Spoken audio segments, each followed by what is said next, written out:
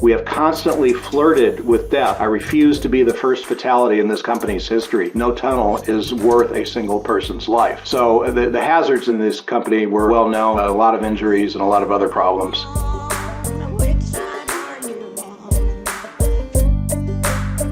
We've got our guest in the Zoom now, really excited for this conversation. Jordan Barab is a former Deputy Assistant Secretary of Labor at OSHA, also the proprietor of the Confined Space newsletter, a newsletter of workplace safety and labor issues. You can read it at jordanbarab.com/confined space. We're going to be talking to him about a recent blog post that he has. Nevada governor drops OSHA penalties for Musk. Jordan Barab, welcome back to the Valley Labor Report. Thanks for taking the time.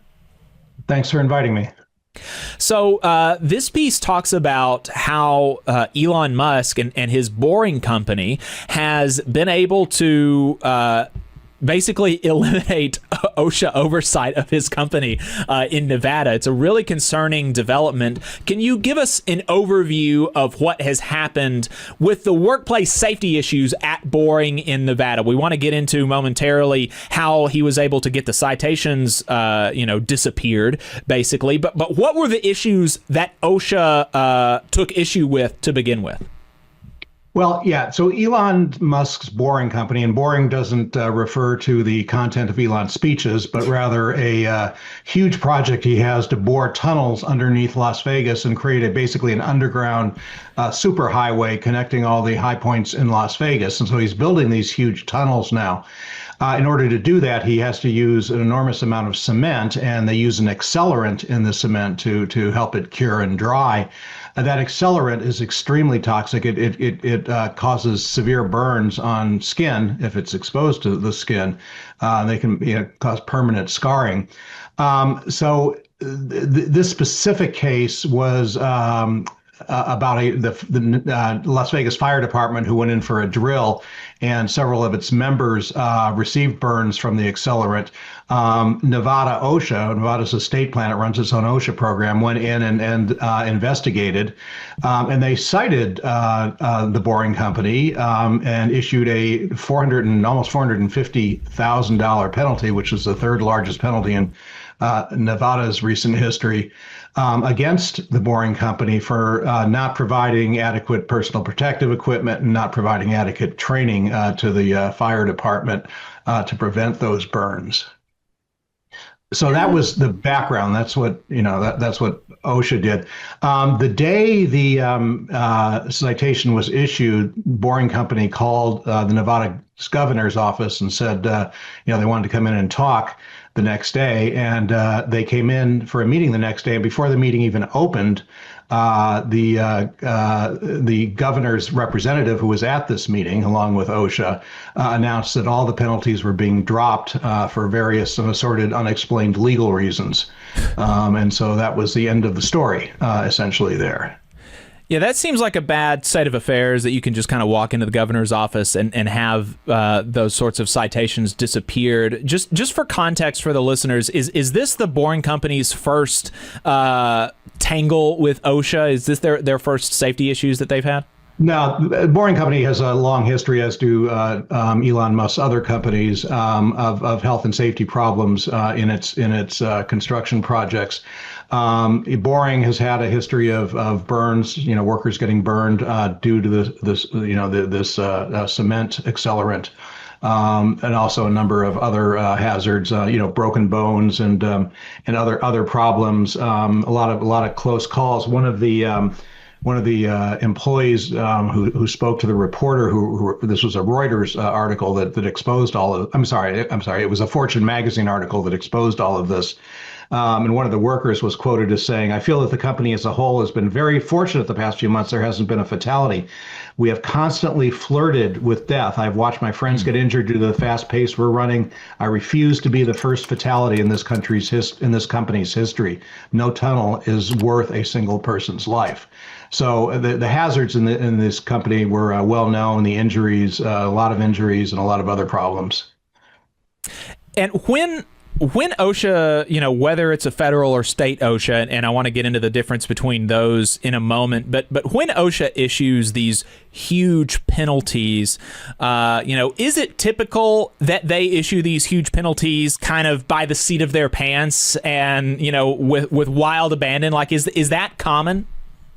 Well, no, I mean, it's certainly not at the federal level. Now, I was, kind of running OSHA for the 8 years of the Obama administration.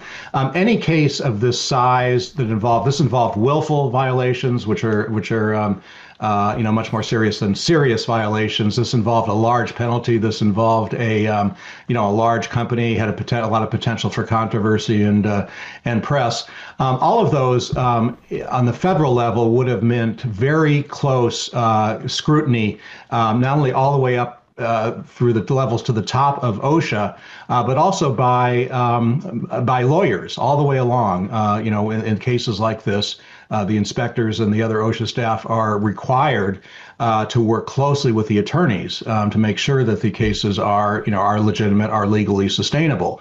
The weird thing about this case in Nevada is that they claim, the governor's office and OSHA leadership claims, that this huge and controversial citation was issued without any consultation with lawyers there, which I just find totally hard to believe, as if some rogue inspector just went out and wrote out these citations without anybody overseeing it. This is inconceivable, certainly on the federal level, and I think everybody concerned finds it hard to believe even on a state level. Can you explain a little bit about how the state OSHA programs are set up? Yeah, sure. So when OSHA was created by the Occupational Safety and Health Act in 1970, states were given the opportunity to run their own programs, and OSHA would fund 50% of those programs. Now, in order to do that, the state's programs had to be, and I quote, at least as effective, unquote, as the federal program. That meant they have to have the same standards or standards that are more effective, and they had to have an equally effective enforcement program as well. Federal OSHA oversees all the state programs. There are 21 state programs and plus another 6 that just cover public employees. And OSHA oversees all of those. They do annual audits of those programs. And if something fishy comes up in those programs, anyone can file what's known as a complaint against a state program authority, or a CASPA, which calls on OSHA to investigate problems that have been identified. And OSHA, is quite active in overseeing the state programs and, when needed, investigating any kind of problems or anomalies similar to this one in Nevada. Basically what happened is they were able to get, some boring company executives had a meeting with the governor's office, and these citations just disappeared. How does it normally happen that a company contests findings from OSHA? Like that's obviously not the normal process. Can you explain to us what the normal process would be for a company disagreeing with OSHA? Yeah, the normal process is OSHA will issue the citation. The employer then has 15 days to decide whether to contest or challenge the citation or not. Within that 15 days, the employer can meet with OSHA to reach some kind of what they call an informal settlement, which is either where they can request that some of the penalties be dropped, or they be reduced from, say, willful to serious, or that the penalties be reduced. OSHA has an incentive to reach some kind of settlement and not have, because once you contest, it goes into the court system and it gets very resource intensive and complicated. So a lot of times, OSHA will reduce the penalties or make some other changes in order to prevent the employer from contesting the violation. If the employer nevertheless decides to contest the violation after 15 days, then it goes through a whole legal process, which can often take months or years to resolve. But that is the normal process that it seems like everyone except for Elon's companies have to follow. Hey, 5 seconds. Just wanted to say that this is only possible because of our donors. If you want to see more of this, then consider donating yourself at tvlr.fm/donate. Can you explain what they've created now that they've done this? They've done this whole thing, and in addition to disappearing the citations, they also initially disappeared the records of the meeting. I mean, they were trying to cover this whole thing up. I don't know if you want to say more about that, but subsequent to that, they created a whole new rule for big companies. Can you talk about what that rule means and why that's really a bad double standard to set for these huge corporations? It's very strange. Basically, what they said was, from now on, there will be legal review of these kind of cases all the way along, which is weird because, as I said, there's supposed to be legal review all the way along. But what they also did was for any, large companies that might generate, some, controversy or press, that they would have to have a full month of review at the end of the process. And the OSHA only has 6 months to issue citations after the initial inspection. So adding a month takes off a significant amount of time from the process. And so that's a bit strange and seems like something that they're just trying to put in there to kind of show that they're doing something. But the other weird thing is that this is you hear in this area, in the health and safety area, what you hear over and over again is how abusive OSHA is and how abusive regulations are, how burdensome regulations are for small companies, and we have to do more for small companies and to help them, and there have to be special conditions for small companies and all this kind of stuff. And now they're basically doing that for large companies as well. So it's like not only are the small companies being persecuted, but essentially also these poor huge conglomerates owned by multi-billionaire also have to get special treatment. Now, there's nothing wrong. I'm even on the federal level, if OSHA is about to issue a citation against a large company that will generate a lot of media interest, the rules are you have to notify people up the line because people need to be ready for that and really make sure that all your ducks are in a row. But to single out these companies and to add a whole nother month to the whole process is, I think, pretty unprecedented and seems to be just developed to kind of cover their rear ends in this case. Seems less than efficient. Well, it's not only. It's not just that it's less than efficient. It also provides, it presents a real, chilling environment, for OSHA inspectors. It's not easy being an OSHA inspector, right? You're constantly being, threatened, sometimes physically. People are threatening to get you fired. I've got friends in high places. You issue that. It's a very pressured job, very intense, and there's a lot of potential for being intimidated there. Usually, we always said, listen, you follow the procedures, we've got your back 100%. That was our line to our inspectors. Don't worry about that. We will take the flak if there are political issues that come up, or your job is threatened. But to have somebody come in, and from way in the governor's office and totally overthrow what you just did, and basically tell the inspectors they were incompetent for issuing this. And there have also been some firings since then, which are suspicious. They haven't been directly tied to this case.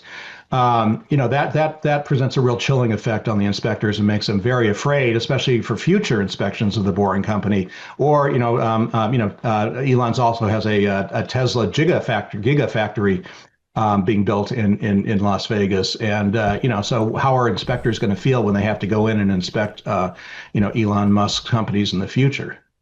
Right. And so, the Fortune magazine piece and your blog post talk about kind of the potential for, as you said, political interventions here and the way that people are pressured. And you talked also about the way that the state programs can be set up if a state wants to kind of run its own safety program. But there are also mechanisms for the feds to step in. And I think this case really does start to lend it, create an argument that maybe Nevada is not doing a good enough job. Maybe it's not as effective as federal OSHA. What would be the way that federal OSHA would step in and say, okay, hey, Nevada, y'all are kind of just letting bosses, run roughshod over workers in your state, and we're going to have to kind of reel you in a little bit. What would be the mechanisms for that, and what are the prospects for that happening under a Trump administration? Yeah, right. Well, that is a good question. I mean, yeah, the normal process, as I think I mentioned, would be for someone to file a CASPA or other evidence that's raised. Even this article, for example, should generate some kind of OSHA investigation into what's going on at Nevada OSHA.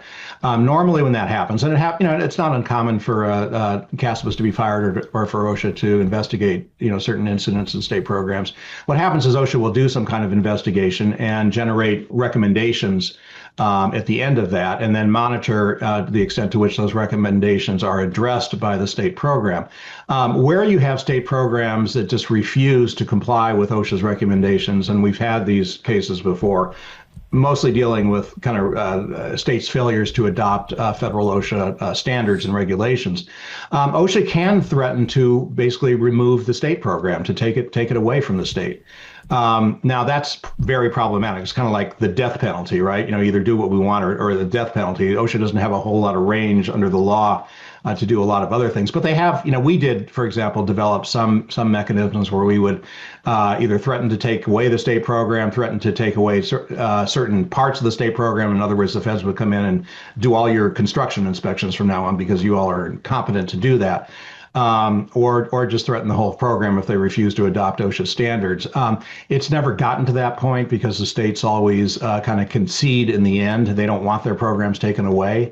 But nevertheless, OSHA does have that tool and can exert that threat, which can be effective. The problem is it's a very long, complicated, bureaucratic, burdensome process to get to the point where you're actually on the verge of taking away a state program. And the states know that. So they do kind of play the game with OSHA. Right. What does this mean? What does this carve out mean for workers in Nevada, do you think? Well, I mean, obviously, if OSHA isn't on the job, if inspectors feel intimidated, if citations against big companies can just be overturned at the whim of the governor, or because someone like Elon Musk makes a phone call, that basically can mean more worker injuries, illnesses, and deaths. You need that deterrent force that OSHA is supposed to provide. And that means OSHA's ability to issue penalties and to issue large penalties and to issue, the type of penalty, that will be effective. I mean, in this case, for example, Elon, I mean, the boring company doesn't care about a $400,000 fine. That's chicken feed for them. But they don't like the idea of having willful violations. That really hits them at the gut. That hits their prestige and their reputation. So if the inspectors feel like let me go down to the bottom. If workers feel like that their complaints to OSHA aren't going to have any effect because either the inspectors are too intimidated or because any decision against the company to protect workers is going to just be overthrown by the government or by a phone call, that again can only lead to more danger for workers, more injuries, illnesses, and deaths for workers. Yeah, and you mentioned that fine is just a drop in the bucket for Musk. Can you elaborate? You mentioned like the stigma of like the violation of the OSHA violation, but can you elaborate why he would put up this much of a fight for what would be like 30 seconds worth of income for him? Yeah, this isn't the only case. I mean, federal OSHA actually cited, I think, SpaceX at the beginning of this administration. That was only a $40,000 citation, and it was. I think there were several serious violations. It wasn't even willful. The SpaceX, Elon Musk SpaceX challenged that citation as well. So they just don't like, I mean, Elon, I think, feels himself to be a master of the universe, and the master of the universe don't have to, kowtow and pay attention to, these pissant little, government agencies. So they basically kind of challenge everything. This one, as I said, has willful violations, and willful violations mean that either you had knowledge of the hazard and you didn't do anything about it, or you just totally ignore any kind of health and safety issues and refuse to address them. So a willful violation, aside from having a much higher penalty, also carries a stigma along with it. We've had companies coming in saying, we don't care how much you fine us. You can double the penalties. We just want to get rid of the willful violation because that really, impacts our company's reputation. That's kind of the incentive they have. And it's OSHA's job to stand strong if they have the evidence, for a citation, or especially if they have the evidence, which is difficult, but if they have the evidence for willful violations, then they need to stick to it. And again, if companies know that the governor will bend with a phone call, or if workers know, or if OSHA inspectors know, that just kind of that destroys the whole system and negates the whole deterrent factor that OSHA is supposed to present. Jordan Barab is a former Deputy Assistant Secretary of Labor at OSHA, also the proprietor of the Confined Space newsletter, a newsletter on workplace safety and labor issues. You can read it at jordanbarab.com/confined space. Thank you so much for your time. Is there anything else that you would want to leave our audience with before we let you go? Well, I mean, we're dealing with a lot of issues with workplace safety under this administration. Not only, the staff at OSHA has been cut, and it was already very small. It's facing possible budget cuts. We've already seen other health and safety agencies like NIOSH almost destroyed. We're seeing a silica standard that is supposed to protect mine workers from black lung not being enforced.